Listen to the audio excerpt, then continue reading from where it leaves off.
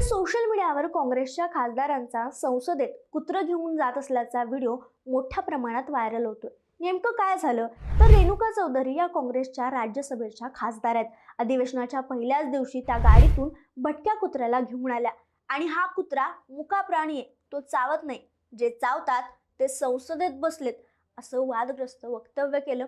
या वक्तव्यामुळे रेणुका चौधरी यांनी जे वक्तव्य केले त्यामुळे त्यांच्या अडचणी वाढण्याची शक्यता सध्या वर्तवली जाते। पण हा कुत्रा त्यांनी संसद भवनात का आणला याचंही त्यांनी स्पष्टीकरण दिले।